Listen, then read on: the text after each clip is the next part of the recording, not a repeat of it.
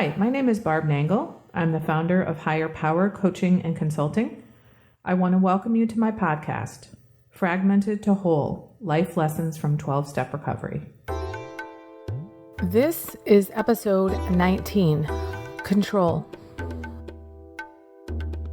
I told a fellow the other night that the reason that we've tried to control the world around us is that we have the mistaken belief that if only things were right with the outside world, then we would be okay.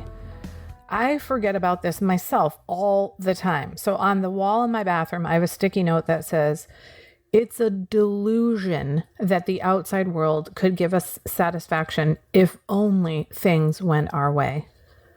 This makes me think of the Chinese proverb that I learned years ago, which I thought I understood before recovery, but I really didn't. This is another one of those things that I understood conceptually, but not experientially, like I mentioned in the last episode about the phrase one day at a time. So here's the saying: better to put slippers on your feet than to carpet the world. What that means to me now is the world has bumps and sharp edges, and we want it to be soft and smooth and cushy. So we want to put a nice, soft carpeting on the entire world so it will be just the right kind of soft and cushy for us. Now, if you think of the amount of energy and labor it would take to literally carpet the entire world, that would be astonishing. The fact is, we cannot carpet the entire world no matter how hard we try. Instead, we must put slippers on our own feet. We must pad ourselves rather than the world.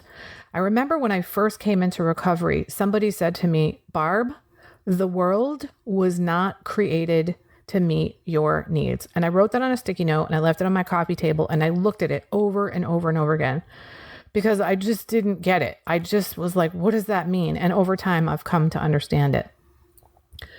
So we get to pick whatever kind of slippers we like best. We don't get to pick the carpeting for the entire world. That's what that means for me.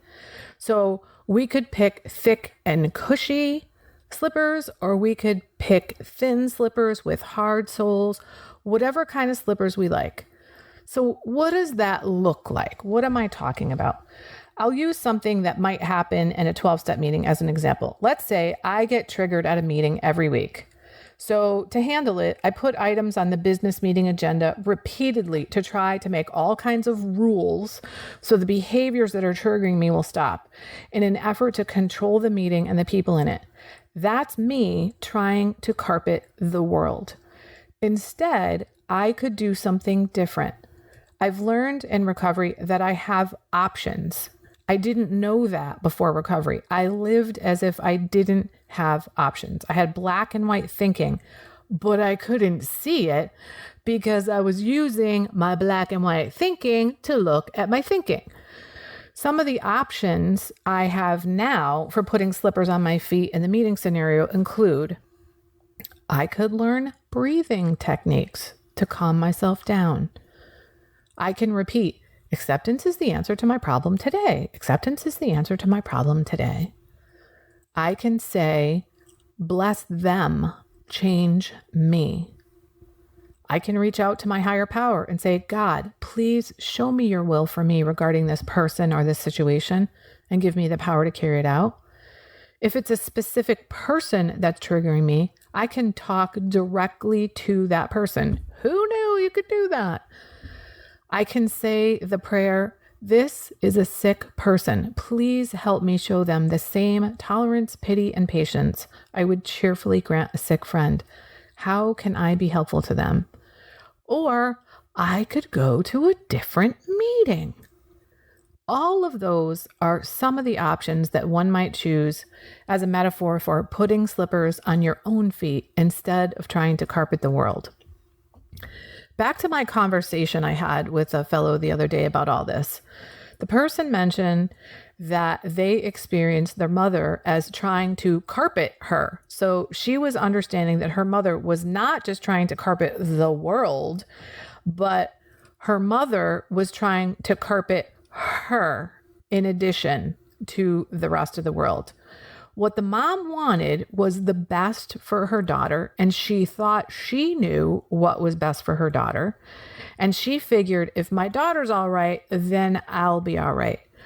What the mother doesn't seem to understand is that A, she can't control her daughter, and B, she can't control the world, and C, even if she could, it wouldn't give her the peace she seeks that only comes from within. We seek and find that for ourselves, within ourselves, and with the help of our higher power. Now, back to you and how this might be helpful to you. Imagine if you took all of that energy you have been putting into, quote, laying a carpet over the entire surface of the earth, and how much energy, think of how much that would be. If you simply harnessed even 1/10 of that amount of energy into making your own slippers, how would your life be? The other thing to understand that I told my friend was that your parents were not given tools to make slippers. In fact, they don't even know that slippers exist. They were taught to lay down carpet. That's all they know how to do. So for you, you have to unlearn the carpet laying technique that your parents taught you. You don't have to take on the family business of carpet installation. You can actually go out and buy slippers. You don't even have to make them for yourself. That's the beauty of recovery. You get to decide how you're going to live your life, what kind of slippers you want, whether you want to buy them or make them.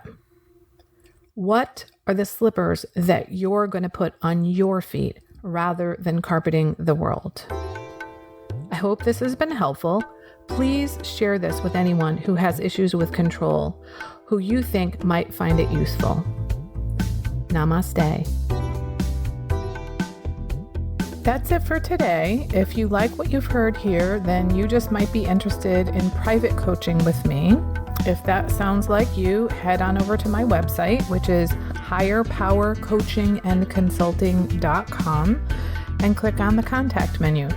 I'd be happy to schedule a consultation with you to help you make lasting changes in your life, like I've made deep, lasting changes in my life.